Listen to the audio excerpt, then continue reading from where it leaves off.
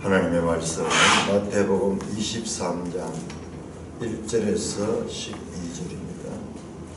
마태복음 23장 1절. 이에 예수께서 무리와 제자들에게 말씀하여 이르시되 서기관들과 바리새인들이 모세의 자리에 앉았으니 그러므로 무엇이든지 그들이 말한 바는 행하고 지키되 그들이 하는 행위는 본받지 말라. 그들은 말만 하고 행하지 아니하며 또 무거운 짐을 묶어 사람의 어깨에 지우되 자기는 이것을 한 손가락으로도 움직이려 하지 아니하며 그들의 모든 행위를 사람에게 보이고자 하나니 곧 그 경문띠를 넓게 하며 옷수를 길게 하고 잔치의 윗자리와 회당의 높은 자리와 시장에서 문안받는 것과 사람에게 랍비라 칭함을 받는 것을 좋아하느니라. 그러나 너희는 랍비라 칭함을 받지 말라. 너희 선생은 하나요 너희는 다 형제니라. 땅에 있는 자를 아버지라 하지 말라. 너희의 아버지는 한 분이시니 곧 하늘에 계신 이시니라. 또한 지도자라 칭함을 받지 말라. 너희의 지도자는 한 분이시니 곧 그리스도시니라. 너희 중에 큰 자는 너희를 숨기는 자가 되어야 하리라. 누구든지 자기를 높이는 자는 낮아지고 누구든지 자기를 낮추는 자는 높아지리라. 하나님 아버지의 은혜를 감사합니다. 이 아침도 천국 백성의 삶의 도리를 가르쳐 주시니 감사를 드립니다. 예수님 이름으로 기도드리옵나이다. 아멘. 이에 예수께서 무리와 제자들에게 말씀하시되 이에는 지금까지 있었던 일입니다.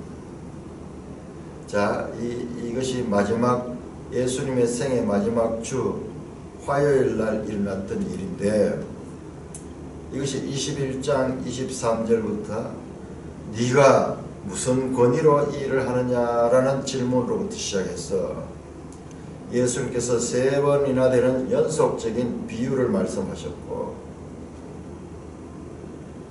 그 첫째 비유가 두 아들 비유고 둘째 비유가 포도원에 새를 준 주인의 비유고 셋째 비유가 임금이 잔치를 배설한 그 혼인잔치 비유입니다.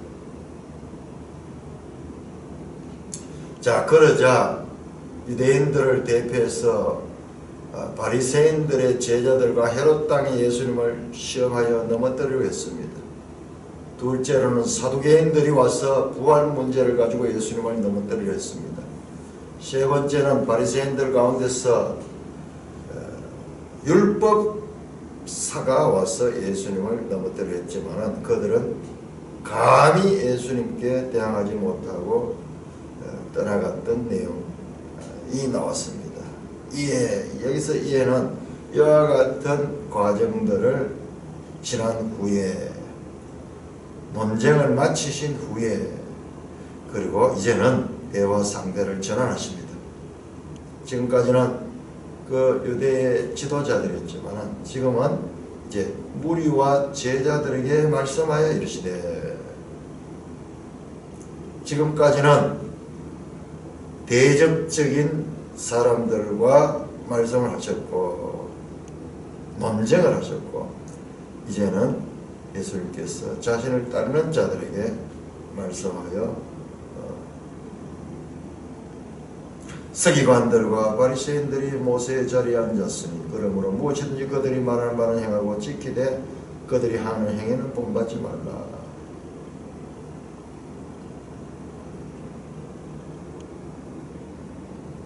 서기관과 바리새인들 대표적으로 앞에서 예수님을 넘어뜨리려 했던 자들입니다.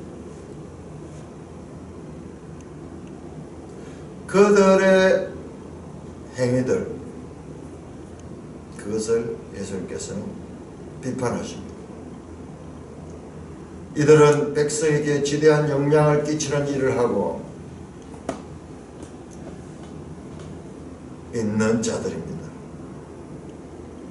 이들의 가르침이 모든 백성들에게 그대로 전파되면 그것이 하나의 상식이 되고 그것이 하나의 대중적인 진리가 되는 거예요. 상대적이겠지만 그렇게 될 정도로 선생들의 영향력은 중요합니다. 예수님은 그들을 인정하지 않았습니다. 그들을 반면교사로 삼아서 그들의 잘못된 것을 본받지 말라라는 가르침을 하면서 반면교사로 그들을 삼습니다. 그들을 따르는 무리와 제자들에게. 여기 무리 가운데는 그 예수님께 마지막으로 고침을 받았던 소경 두 사람도 포함되어 있을 거예요. 여기 있는 무리들은 예수님을 따른 자들.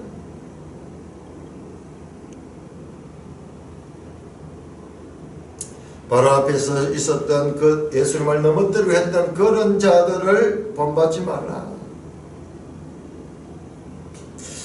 자, 서기관들과 바리새인들이 모세의 자리에 앉았다. 서기관들과 바리새인. 서기관들은 성경을 기록하는 자죠. 서기관, 스크라이브, 바리새인. 아마 이 둘은 이 바리새인들 가운데서 서기관들이 나왔을 수도 있습니다. 둘 다 하나님의 말씀, 그 당시에 구약 성경이죠. 구약 성경의 선생들이고 구약 성경의 전문가들입니다. 서기관들은 그냥 바리새인들보다 한 끗 더 높습니다. 그 성경을 필사하는 사람들인데요. 이들의 경건함은요, 오늘날 우리가 혀를 내두를 정도로 경건합니다. 이 서기관들이요, 이 필사를 하는데 한 개의 오자도 없게 하기 위해서 철저히 합니다. 이 필사를 하다 보면은 중복되거나 또는 탈락시키거나 뭐 이런 오류가 있을 수 있잖아요. 그러면 그런 걸 방지하기 위해서 한 장을 쓰고 나면은 그 글자 수를 다시 하려는 거예요. 그래가지고 오차가 없도록 확인하고, 심지어는 쓰다가 여호와라는 이름이 나오면은 그때는 바로 서지 않고 일어서서 씻고 목욕을 하고 와서 다시 필사를 했다고 합니다. 그래서 가장 똑똑한 사람들이고 율법의 백성들입니다. 바리새인들도 마찬가지죠. 자, 이들이 모세의 자리에 앉았다. 자, 맨성경 주석에 보면 모세의 자리가 무엇인가? 모세의 자리는 율법과 관련된 바리새인과 서기관들의 종교적인 역할을 지칭합니다. 그들은 회당에서 율법을 낭독하고 가르치는 모세의 율법의 전수자들이라는 점에서 모세의 자리에 앉았다. 그리고 실제로 모세의 자리라는 게 있어요. 회당 안에. 회당 안에. 앞자리에 높은 의자를 가리킨 그 선생이 앉는 자리. 그러니까 이 서기관들과 바리새인들은 율법을 가르치는 사람들입니다. 율법 선생들. 그러니까 이 선생들이 잘못되면요, 그 학생들이 다 틀리는 거예요. 다 틀리는 거예요. 그러니까 이 선생된 자들의 역할이 중요합니다. 목사도 마찬가지죠. 목사가 잘못 성경을 해석하고 잘못 가르치게 되면요, 이 성도들이 다 잘못 배우게 되는 거예요. 그렇기 때문에 목사는 자기 자신을 절제하고, 그리고 하나님의 말씀에 있어서 객관적으로 공부할 수 있는, 자기 주관적인 사상에 빠져가지고 성경을 오해하는 일이 없도록 철저하게 자기 자신을 살펴야 되는 자들입니다. 저도 이제 늦은 나이에 목사가 됐지만 제가 돌아온 과정을 생각해 보면 하나님 말씀에 대한 열심을 했었지만 때로는 이쪽으로 치우치고 때로는 이쪽으로 치우치고 좌우로 치우치면서 왔던 과정입니다. 이 진리의 과정은 그런 것 같아요. 그 제대로 된 선생이 없었기 때문에 그럴 수도 있습니다. 또는 선생들로부터 잘못 배웠기 때문에 그럴 수도 있습니다.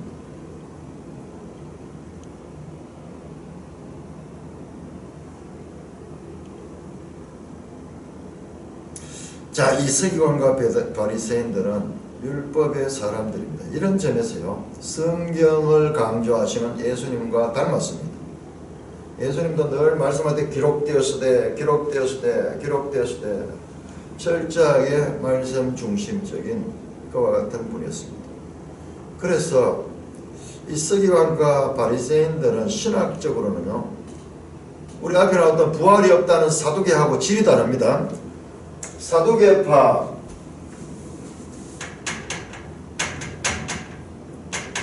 또는 헤롯당, 또 우리 보면 나오는데 열심당, 에세네파, 오늘날 교회 안에 여러 이 파당이 있듯이 오늘 이 예수님 당시에도요, 유대인들 가운데 이와 같은 파당들이 있습니다. 사두개파는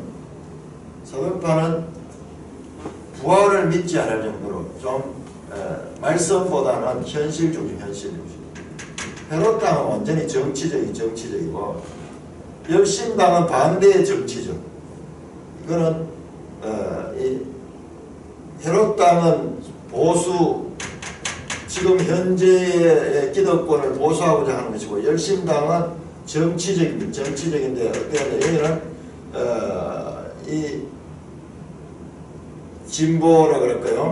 지금 현재의 이 보수 이 헤롯당을 무너뜨리려고 하는 그와 같은 이 정치적인 신념을 가진 자들이에요.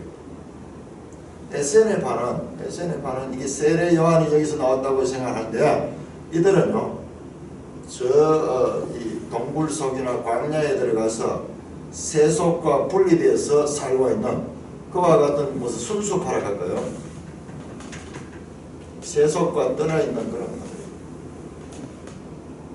사두개파나 이 헤롯당 이런 사람들 하는 말씀하고는 별 관계 없어요.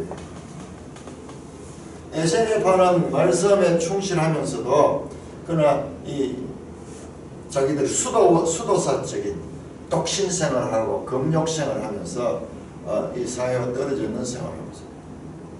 그런데 서기관과 바리새인들은 실제로 그 이 이스라엘 이 백성들에게 가르치는 자들로서 영향력이 막강합니다. 그런데 이들에 대해서는 아무런 말씀 안 하시고, 예수님께서 지금 이 두 서기관과 바리새인을 대해서 지금 책망을 하시고요, 이어지는 내용을 보면요, 이들에게 저주를 퍼붓는 내용이 나옵니다. 저주를 퍼붓는. 왜 그러면은 이들은 그래도 비교적 예수님과 사상적으로 가장 가까운 사람들이에요.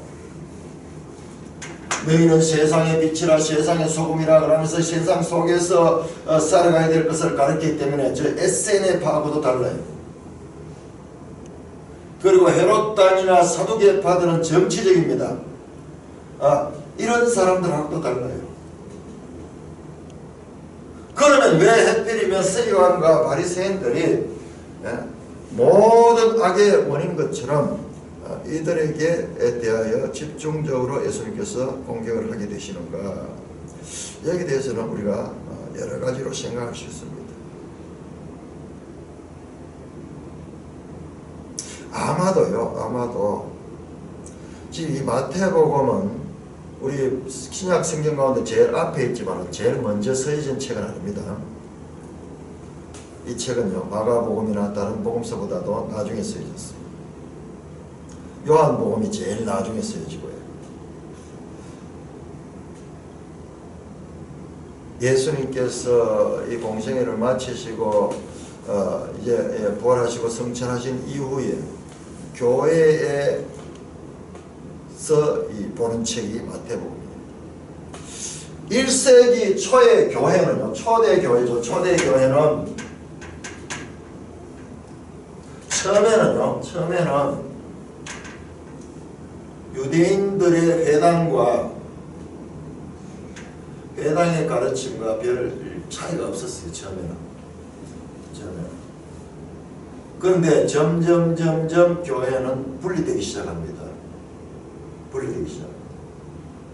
회당의 가르침과 이 교회의 가르침이 처음에는 비슷했는 것 같은데 점점 달라지기 시작합니다. 그래서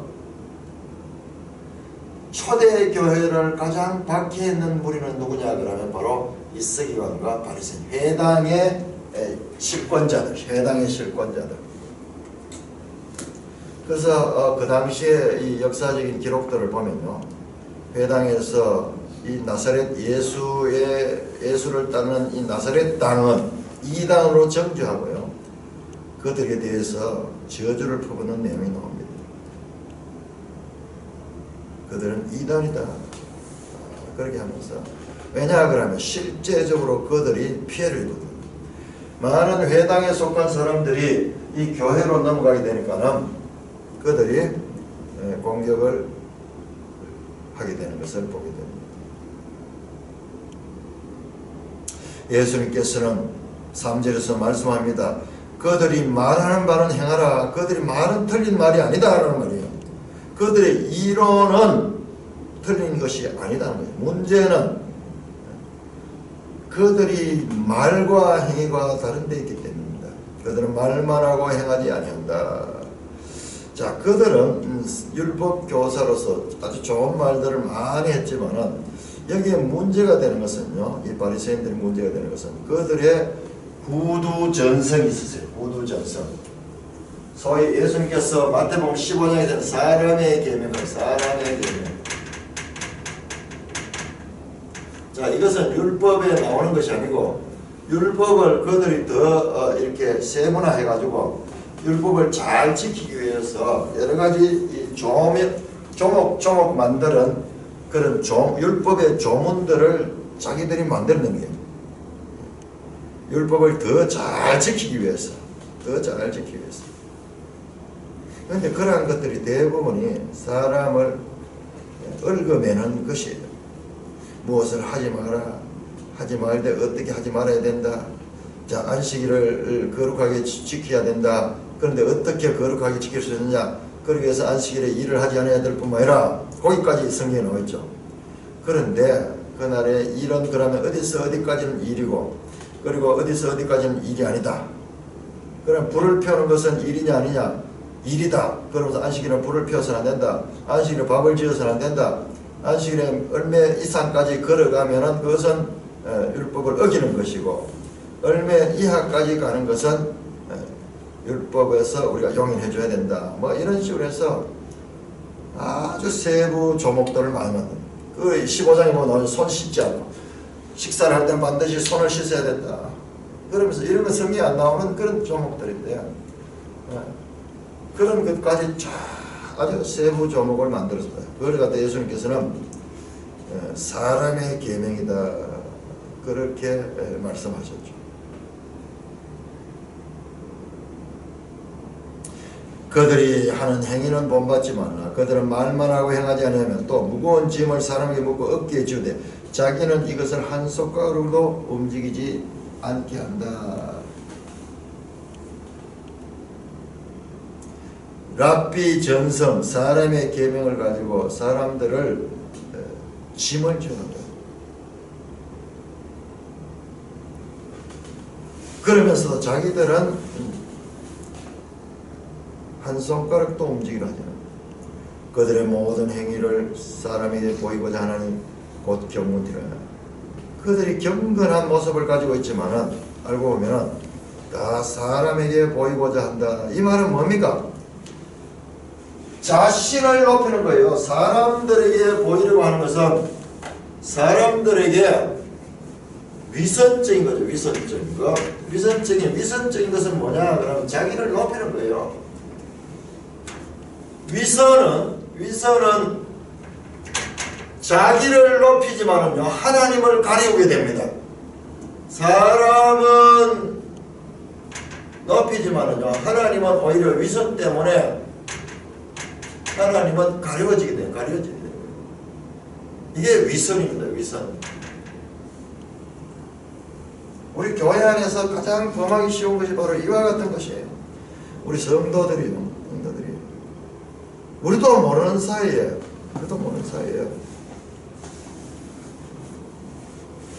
사람들에게 보이기 위해서 우리 마태복음 6장 산상수훈에서 나왔잖아요. 사람에게 보이려고 기도하고 사람들에게 보이려고 구제하고 사람들에게 보이려고 그와 같이 기도하는 그와 같은 모습들.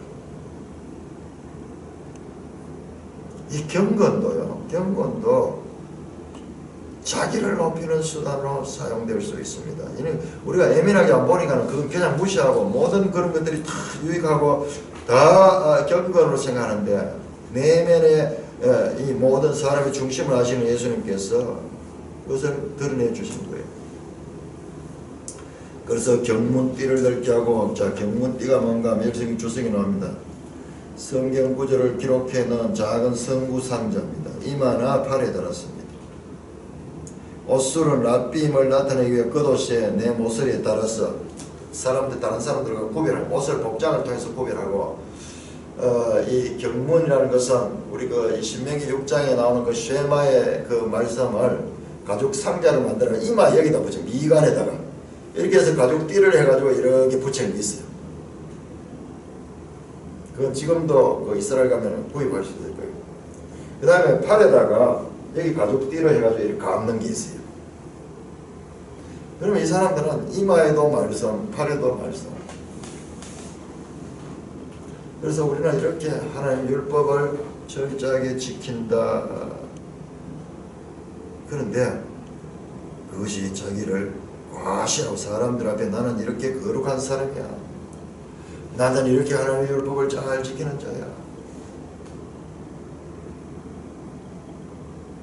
예수님이니까 우리는 이걸 그냥 거룩한 모양으로만 생각하는데 우리 자신도 자세히 들다 보면요, 이 사람의 심정을 자세히 들다 보면 모든 것에 자기 자랑이 있어요. 자기 자랑. 운동 잘하는 사람은 운동을 통해서, 뭐 바둑 잘 되는 사람은 바둑을 통해서 모든 분야에 자기를 높입니다. 심지어는 신앙에 있어도 그렇다는 거예요. 그리고 잔치의 윗자리와 해당의 높은 자리와 시장에서 문안받는 것과 사람에게 랍비라 칭함을 받는 것을 좋아하는 거예요. 사람들로부터 높임을 받고 높은 자리에 앉고 하는. 그러나 이게 이 서기관과 바리새인들이 율법 선생이 말한 이들의 가치관은 세상과 같죠. 세상과 다름이 없습니다. 세상이 전부 이거잖아요. 많이 가진 자는 높임을 받고 많이 배운 자도 높임을 받고 또 높임을 받기 위해서 열심히 노력하고 그렇게 해서 결과적으로 목표는 높은 자리에 올라가는 거잖아요. 자, 이것은 이 세상에서 일반적인 하나의 질서입니다. 그런데 문제는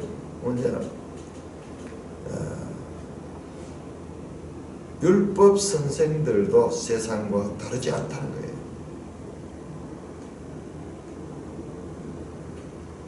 사람들 사이의 평판이나 신분의 확장을 위해 종교적 일을 하는 것은 사람들의 관심에서 하나님을 가리는 것입니다. 이게 알고 보면 위선이고 이것이 바로 교만이에요. 교만이 뭡니까? 하나님 자리에 자기가 사람이 아닌 거잖아요. 교만. 그러면서도 자기들은 이런 말로는 하나님을 늘 덜먹이는 거예요. 자, 이와 같은 것을 우리가 철저하게 볼 수 있는 것은 이게 예수님 아니면 우리가 이거 알지 못했어요. 자, 종교개혁 시대에 종교개혁자들과 그리고 반종교개혁자들은 이 둘 간에는요, 이 반종교개혁자들은 로마 카톨릭의 입장인데 이들은 권력을 가지고 이들은 종교개혁자는 아주 소수였습니다. 그 당시로. 그러니까는요, 이들이 힘을 가지고 이 사람들 죽였습니다. 불태워 죽이고 막 그렇게 했어요. 그런데 이 반종교 제수이트가 주로 이 일을 도맡아서 했는데 이들은 군대 집단 같은 그런 무리들이에요. 근데 내가 깜짝 놀란 것은요. 깜짝 놀란 게 이들의 모토가 뭐냐? 이들의 이 회의 모토가 뭐냐? 하나님의 영광을 내요. 하나님 영광을 내요.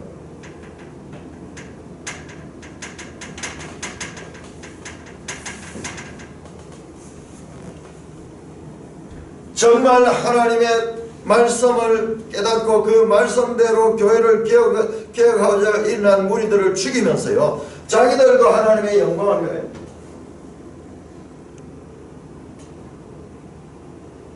이만큼 사람은요. 자기 자신에 대해서 무지한 거예요. 등잔 아래가 어둡다고 자기 자신에 대해서는 너무나 무지한 거예요. 다른 사람에 대해서는 그렇게 잘 분석하고 비판하고 그렇게 하면서도요. 자기 자신에 대해서는 둔감합니다. 자, 요한복음 17장 봅시다. 요한복음. 이게 과연 역사에만 있는 일인가? 요한복음 17장.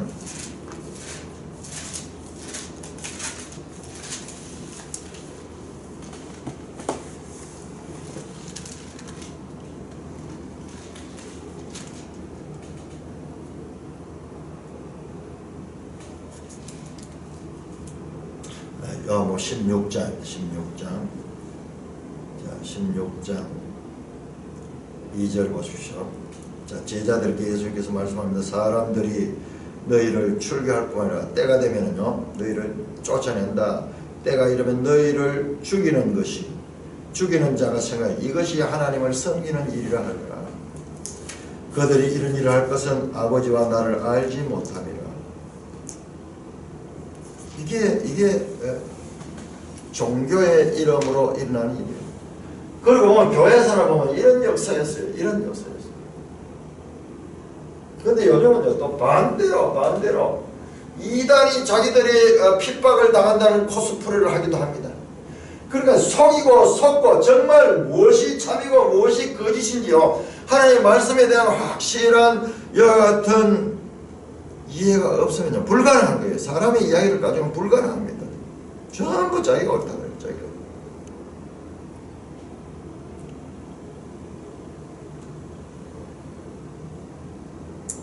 자, 그러나 8절이죠. 그러나 역전접속사입니다. 앞에 나왔던 그 랍비들의 그와 같은 태도를 너희는 랍비라 칭함을 받지 마라. 랍비라는 말은 선생이라는 거죠. 너희 선생은 하나요, 너희는 다 형제니라. 땅에 있는 자를 아버지라 하지 말라. 너희 아버지는 한 분이시니 곧 하늘에 계시니시라. 또한 지도자라 칭함을 받지 말라. 너희는 지도자 한 분이시니 곧 그리스도시다. 너희 중에 큰 자는 너희서. 자, 앞에 나오는 서기관과 바리새인들을 반면교사로 삼습니다. 반면교사. 이렇게 하면 안 된다 하는 안 된다 하는 거예요. 참 유명한 이야기가 있어요. 우리 교회 어떤 권사님이 과거에 어느 목사님한테 배우면서 그 목사님이 잘못된 길을 가르치고 잘못된 길을 가르치는 건 잘 분별 못하지만 삶이 정말 이렇게 안 맞았다. 그러니까 그거를 어떻게 했나? 나는 저래 살아야 되지 않겠다 하는 가르침을 삼았다는 거예요. 와, 대단하죠. 지금 예수님이 하는 거예요. 이들의 잘못을 이야기를 하면서 너희는 그렇게 되면 안 된다. 반면교사로 가요. 반면교사로 잘못된 이들. 너희가 누굽니까? 너희가 바로 앞으로 교회예요. 교회. 제자들과 그리고 예수님을 따르는 무리들이 지금 있어. 너희는 그렇지 않다. 그러니까 예수님은 마지막 사역까지 철저하게 교회를 준비하고 있다는 것을 우리가 놓치지 말아야 됩니다. 이거는 문장으로는 안 나옵니다. 문장으로 안 나오지만 이 문맥의 흐름을 통해서 쫙 보면 예수님은 늘 이 교회를 염두에 두고 이 교회를 세우는 그와 같은 사도들의 가르침을 놓치지 않고 있습니다.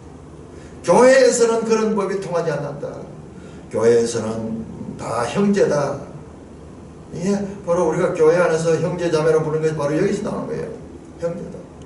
땅에 있는 땅에 있는 자는 아버지를 하지 말라. 자, 아버지라는 말은요, 여기에서 신부, 지금도 가톨릭에서 신부 가잖아요. 그 신부, 그 이름이 뭐예요? 그게 도대체? 신의 아버지라, 신의 아버지래. 그게 뭡니까, 그게? 신부님 뭐예요? 대부. 서지 마라 가는 말은 골라가면서 서고 있잖아요. 또 교회 시대도 보면 초창기에 위대한 그 신앙의 선배들 교부라고 하더라고. 그리고 유대 안에서는, 유대교 안에서는요, 회당의 아버지 그랬어요. 바리새인이나 서기관들은 회당의 아버지. 지금도 우리 그런 말 많이 쓰잖아요. 과학의 아버지, 음악의 아버지, 역사의 아버지 이런 말 쓰잖아요. 위대한 사람에게 붙이는 호칭이죠. 그런데 그런 말을 쓰지 말라는 거예요. 너희가 아버지라 해야 될 분은 하나님 한 분밖에 없다. 다 하나님 안에서 너희는 형제라는 말이에요. 한 하나님의 한 자녀들이다. 그러니까 너희들은 형제다. 또한 지도자라 칭함을 받지 말라. 너희 지도자는 한 분이시니 곧 그리스도시다. 여기서 지도자들 말은요, 헬라 카테게테스 하는 말인데 가장 좋은 번역은 지도자보다 주인의 마스터. 주인도 한 분이다. 주인은 누구냐? 주 그리스도시다. 자, 새로운 하나님의 백성 공동체의 호칭. 서로 간에는 형제고, 그리고 아버지는 하나님 하나님이시고, 그리고 주님은 그리스도시다. 그리고 그 새로운 이 하나님 나라의 백성들의 공동체의 이 섬김은 큰 자가 섬기는 자가 되고, 그리고 자기를 높이는 자, 앞에 나왔던 서기관과 바리새인처럼 자기를 높이기 좋아하는 자들은 낮아진 자가 되고, 자기를 낮추는 자가 높아지게 되는, 소위 종의 리더십, 섬기는 종의 리더십. 참, 이게 우리가 역시만 교회에 섬기는 선생, 예수님입니다. 예수님. 마지막으로 끝까지 보이는 게 이거잖아요. 제자들이 발을 씻어주는, 종의 리더십. 세상은 전부 다 이 반대로 주인이 되고 싶어서 하는데, 주인이 되다. 너희 주인이 있고, 너희 아버지가 있고, 너희 관계에는 너희 선생이 한 분이다. 새로운 하나님의 백성 공동체의 리더십은 세상의 가치관과 전혀 반대됩니다. 천국의 새 질서는 서기관과 바리새인들, 세상의 통치자의 모범을 따랐습니다. 자기들이 높임을 받고자 했습니다. 그들의 중요한 목적은 권력과 권위를 확장하는 것입니다. 그러나 예수님은 이들과는 반대로 종의 모델을 제공합니다. 제자들은 다른 이들의 유익을 위한 야망을 가져야 됩니다. 이야, 한번 보세요. 자, 우리 교회의 목표는 뭐냐? 교회의 목표는 내가 높아지는 것이 아니고, 이게 세상은 전부 다 내가 높아지는 건데, 우리는 이웃을 높이는 야망을 가져야 된다. 야망을 가져야 된다. 내 자신을 높이는 야망이 아니라 다른 사람들을 높이는 야망을 가져야 되는, 이것이 바로 교회 공동체의 추구해야 될 종의 리더십의 핵심 메시지다.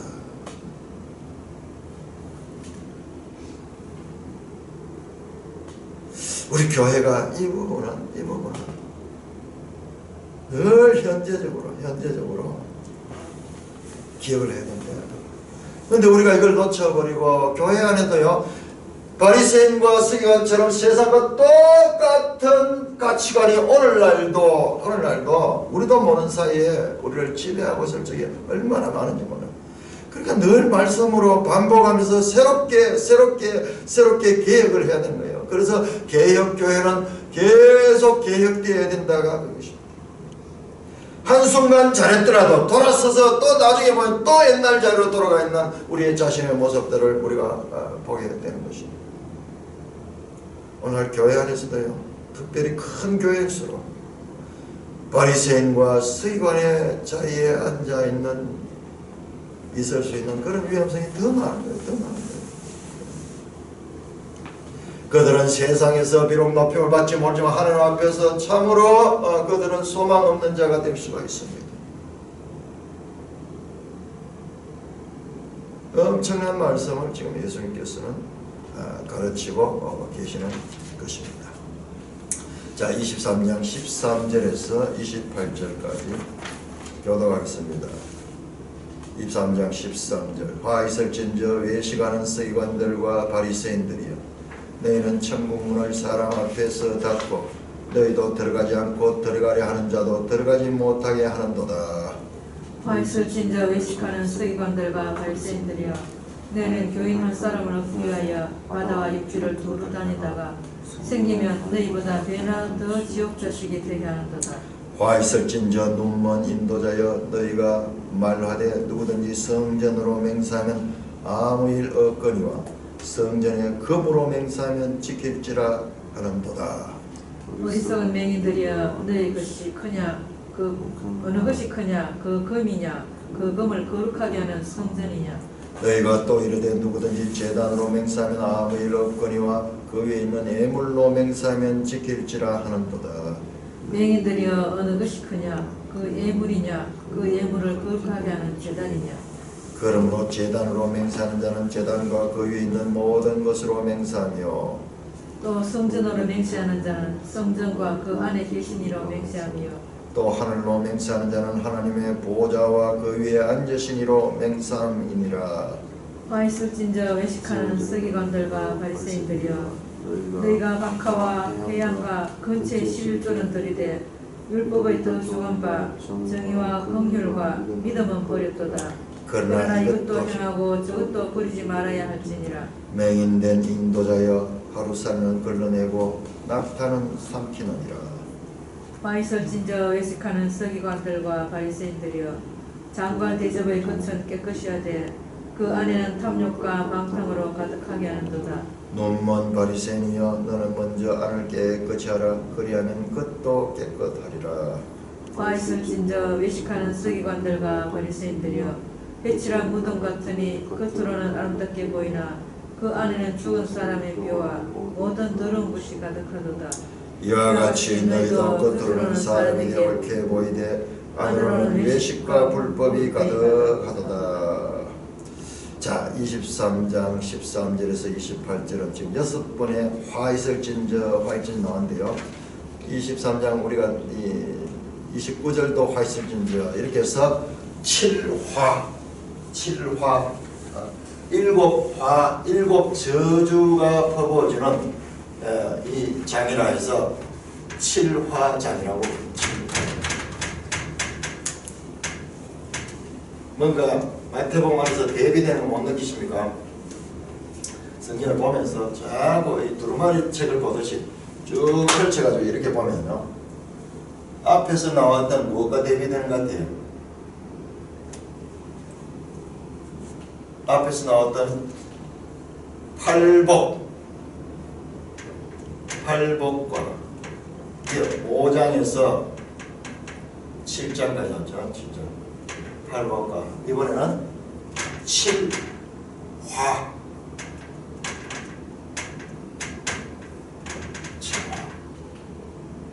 23장에 나옵니다. 8가지 복 있는 자, 7가지 화 있는 자의 가르침이 선포되고 있습니다.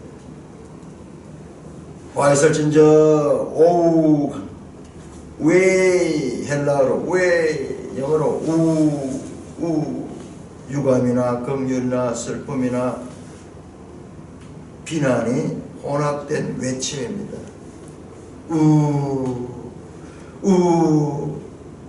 와 있을진저.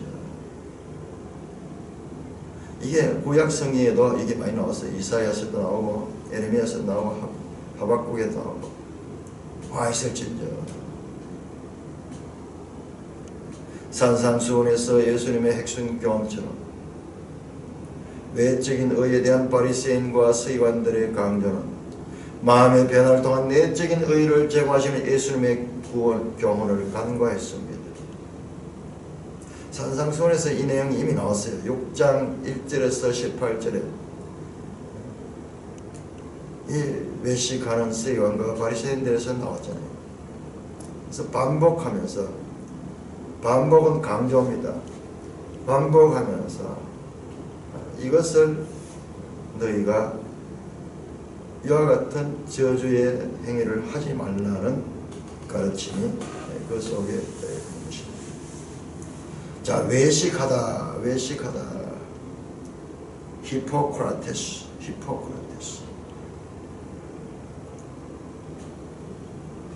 이것은 연극배우를 가리키는 뜻이 있습니다.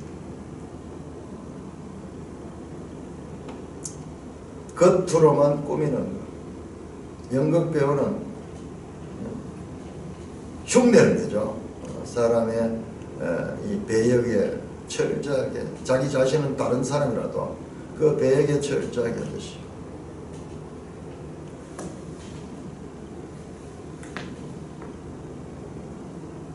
산상수훈에서는 스스로 그들은 속았습니다만, 그러나 여기서는 잘못된 리더십으로 백성들을 속이고 있는 그 위선을 지적하고 있습니다. 너희는 천국문을 사람들 앞에 닫고 너희도 들어가지 않고 들어가는 자도 들어가지 못하니. 자, 이들이 잘못돼 버리면, 선생들이 잘못돼 버리면 다른 사람들까지 다 잘못되게 되는 것입니다. 그래서 자기들도 들어가지 못하고 다른 사람들도 들어가지 못하고 천국문을 가로막는 자들. 화 있을진저 외식하는 서기관과 바리새인들이여, 너희는 교인 한 사람을 얻기 위해 바다와 육지를 두루 다니다가 생기면 너희보다 배나 더 지옥 자식이 되게 한다. 자, 매일 성경 주석이 나옵니다. 교인이라는 말은 뭐냐? 프로셀리토스로 이방인으로서 유대교로 개종한 사람들. 이 사람들이 주로 회당 선생들이에요. 회당의 선생들, 회당. 그래서 사람들을, 특히 이방인들이나 이런 사람들이 유대교로 그렇게 들어오게 됩니다. 전도했는 거예요, 얘들도. 그래서 그런 사람들을 얻어가지고는 어떻게 하냐? 열심히 전도해가지고는 뭐를 만드느냐? 바리새인을 만드는 거예요, 바리새인. 자기들과 같은 유대교의 분파적 이해를 따르는 신봉자로 만드는 거예요. 마치 신천지가 신천지인을 만들듯이 사람의 계명을 가지고 하나님의 말씀을 폐하는 그와 같은 자기들의 복제품을 생산하려고 하는 거예요. 자기들도 모르는 거예요. 지금 자기들이 하는 일이 어떤 일인지. 자, 그것이 무엇인가를 더 설명합니다. 세 번째, 화이설진저 눈먼 인도자여. 자, 그들을 눈먼 인도자랍니다.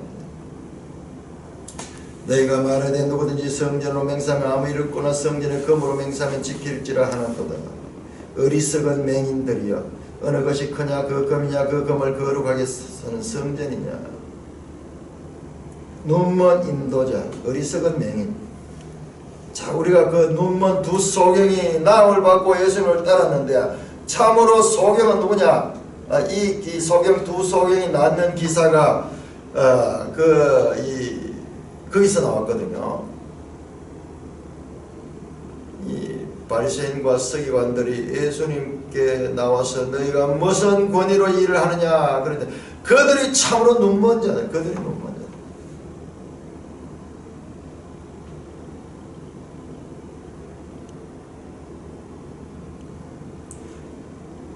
눈이 멀었다고 하는 자는 보고자 하며 주님께 나와서 치유를 받았지만 이들은 눈이 멀지 않았기 때문에 더 눈먼 자가 됩니다.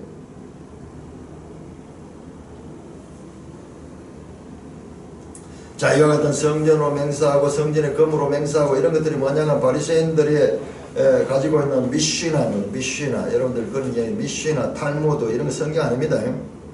이게 전부 바리새인들의 책들입니다. 여기에 맹세에 관한 법이 있는데 셰보트 하는 게 있는데 복잡한 규칙들이 있어요. 이 사람의 계명입니다. 사람의 계명. 탈무드 성경 아닙니다. 미쉬나 이런 것들 전부 다 유대인의 사람의 전통을 담은 겁니다.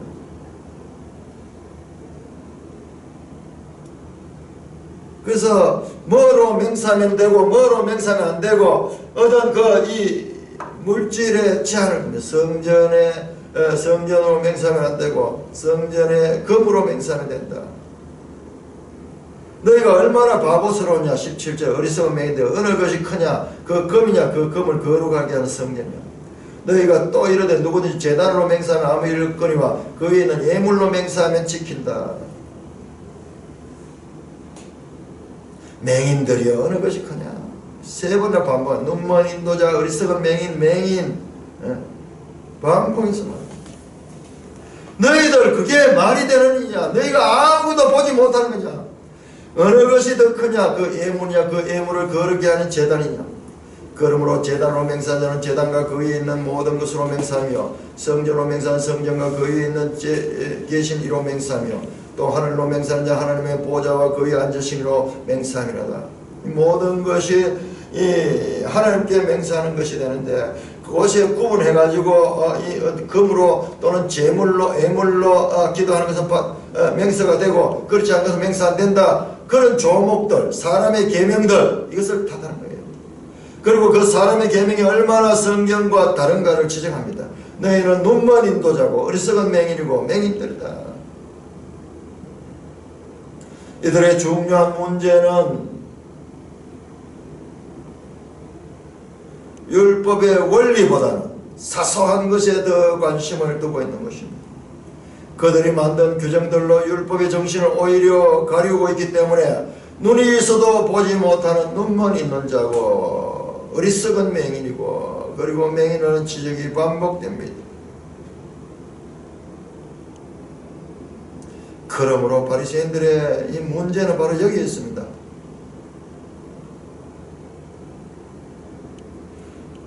문제나 내용의 경중을 구분하지 못하고 작은 것을 크게 보고 큰 것을 작게 본 것입니다.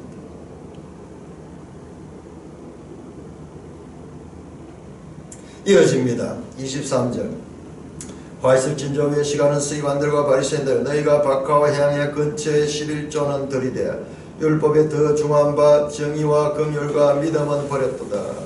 자, 박하와 해양과 근처는 아주 그들이 그 식물 가운데서 아주 작은 것들이요. 해양 같은 건 어떤 거는 저기 풀에 그와 같은 그 양념류 뭐 이런 것들이 그런 것들을 끄도 저울에 달아가지고 철저하게 11조를 드는 거야. 절대로 율법을 잘 지키는 것입니다. 그런데 그 율법에 더 중요한 것 more important 더 중요한 것 정의와 긍휼과 믿음 율법의 정신 하나님 사랑과 내 이웃을 네 몸같이 사랑하는 그와 같은 정신 다른 사람의 관계에서도 정의롭게 하고 그리고 불쌍한 마음을 여기고 그리고 하나님에 대한 믿음은 버리고 그 작은 사소한 것은 철저하게 지키면서 자기들은 율법을 잘 지킨다고 말하고 있는 거예요. 그러나 이것도 행하고 저것도 버리지 않아야 돼. 중요합니다. 예수님 말씀하는 게 보세요. 어떤 사람은 또 이런 구절을 가지고 11조가 오늘날 필요 없다 뭐 그런 식으로 이야기하는데 예수님은 11조를 부인하지 않았습니다. 자, 그런 거 철저하게 하는 건 좋다. 그건 나쁜 거 아니다. 그러나 더 중요한 것도 해야 된다. 형식과 내용을 다 강조하셨습니다. 형식은 필요 없다 하지 않았습니다. 우리는요 또 예수님 말씀도 그렇게 듣는 경우가 많이 있어요.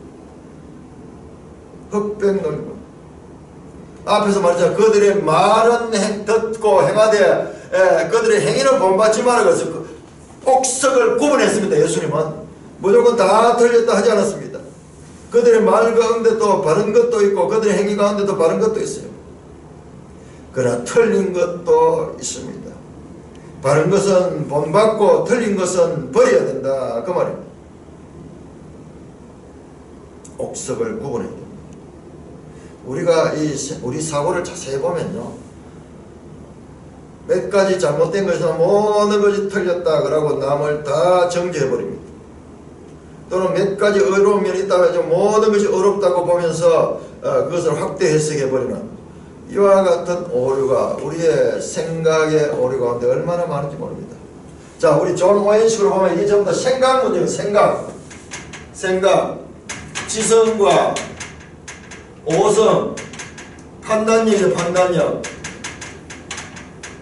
판단력이 균형을 잇고 있는 게 판단력의 균형을 갖는 거예요.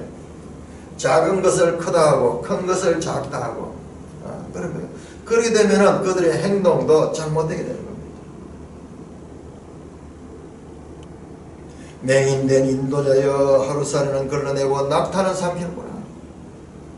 하루살이같이 작은 것은 꼬치꼬치 따져가지고 걸러내면서도 낙타까지 큰 것은 그냥 통과해버리는 그와 같은 치우쳐있는 그와 같은 태도. 바리새인들의 오류의 가장 큰 문제는 사건이나 율법을 이해하는 데서 전체적인 균형감을 가지지 못하고 있는 것입니다. 다른 사람의 티는 크게 보고 자신의 눈에 들 볼을 보지 못하는 것과 마찬가지입니다. 이게 지금 산상수훈에 나왔던 거예요. 사소한 것에 생명을 걸면서 참으로 중요한 것에는 너무나 소홀히 하는 치우친 순종과 치우친 불순종. 그들은 종교의 해변에 놀고 있지만은 근본적인 그 진리의 대양을 보지 못하고 있다고 예수님께서 말씀합니다. 자, 우리 요한복음 7장 한번 보겠습니다. 자, 여기 아주 중요한 내용이 나오는데요. 이게 바리새인의 문제가 아니에요. 오늘날은 교회 안의 문제입니다. 7장 24절. 이 말씀이 엄청난 말씀이에요. 7장 24절, 23절, 24절 같이 읽겠습니다. 시작.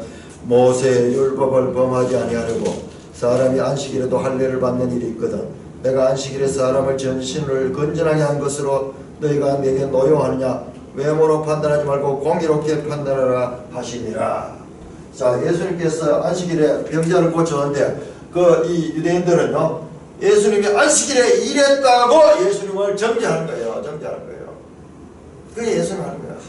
외모로 판단하지 말고 공의로 판단하라. 이번 얘기 이게 우리가 참 이해하기 힘든 말이에요. 이게 뭐냐 그러면 드러난 현상보다도 이 내적인 동기.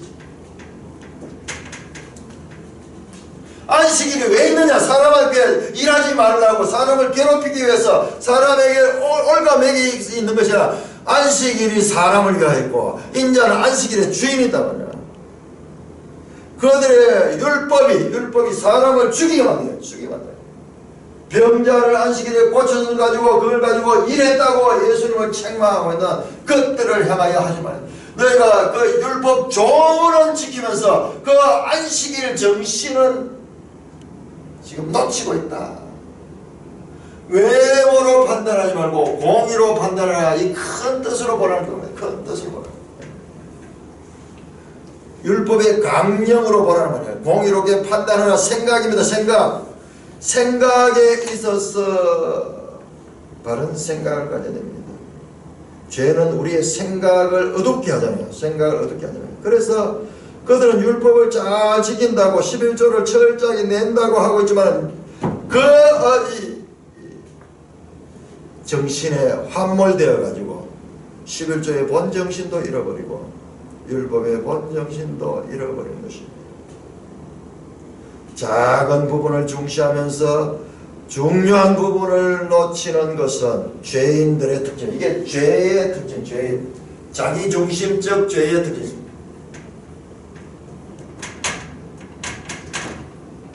이게 죄인입니다. 죄인의 특징, 죄인. 그러니까 저와 여러분들 속에 이것이 가득 차 있는 바리새인들의 모습은 우리의 거울이고요. 우리의 거울이고요. 그럼 계속해서 우리 하는 말씀을 통해서 우리 자신을 객관화시키고 우리도 이와 같은 죄된 생활에 빠져있지 않는가, 죄된 생각에 빠져있지 않는가, 우리의 판단력, 우리의 생각을 점검해야 돼요. 그냥 자연상태로 내버려두면요 우리도 똑같이 이와 같이 살아가요. 계속 훈련을 통해서 또 관계를 통해서 깨닫게 되고 자기 자신의 모습을 비춰봐야 됩니다.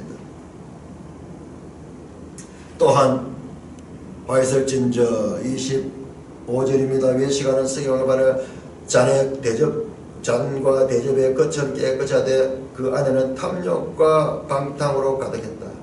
눈먼 바리새인이여 먼저 안을 깨끗하라. 그리하면 끝도 깨끗하라. 외식하는 서기관과 바리새인들이여 회칠한 무덤 같으니 겉으로는 아름답게 보이나 그 안에는 죽은 사람의 뼈가 더러운 것이 같으니 이와 같이 너희도 겉으로는 자 겉과 속 외면과 내면. 이게 외면이잖아요. 외면. 이게 내면입니다. 내면. 같은 말이잖아요. 전부 다. 내면. 자, 유대인들의 문제는 또한 여기서 드러납니다. 겉과 속. 겉은 깨끗하게 하고 겉은 단정을 하는데 외모는 꾸미는데 그 내면, 마음에 대해서는 전혀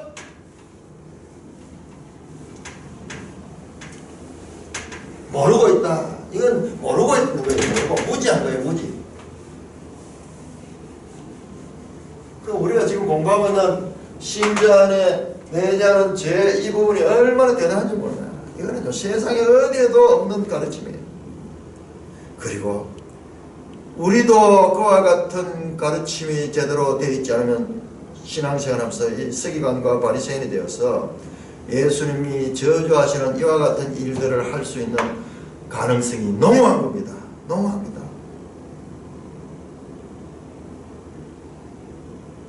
그리고 조마인 같은 분이 바로 이 예수님의 이 강조점을 지금 깊이 풀어서 설명해 주는 거예요.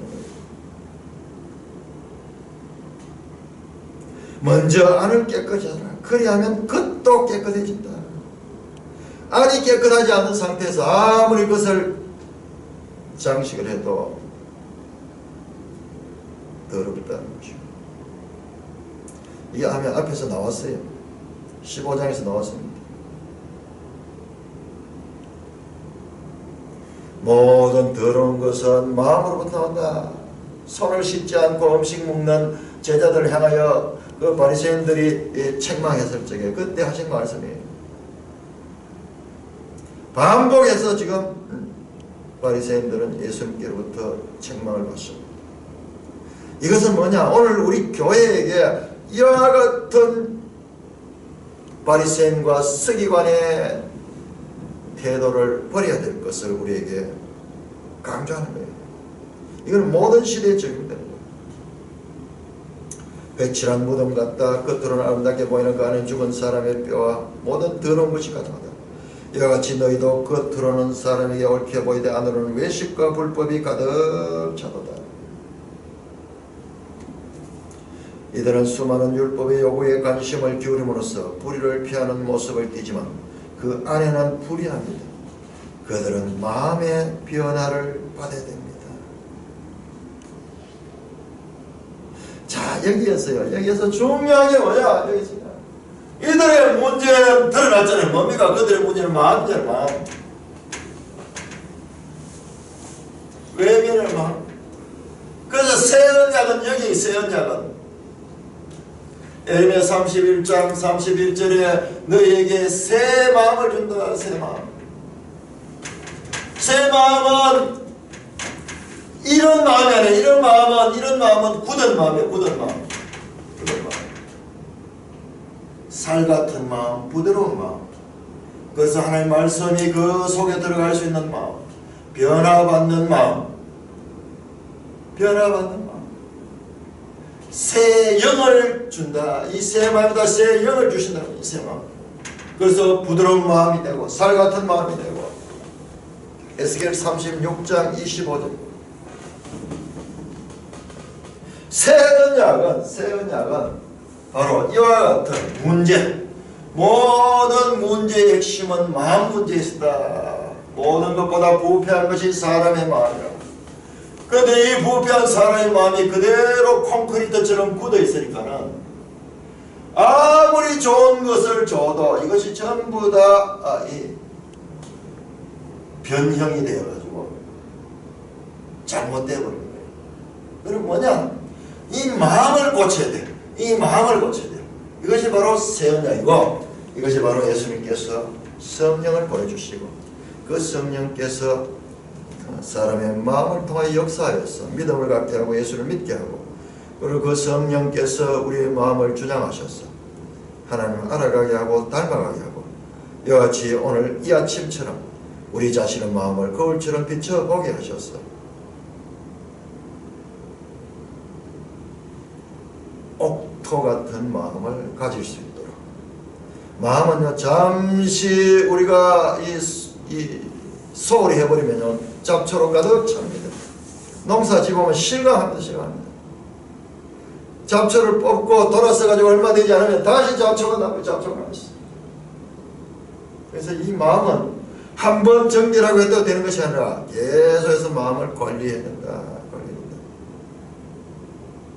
문제의 핵심은 마음에 있음을 지적하면서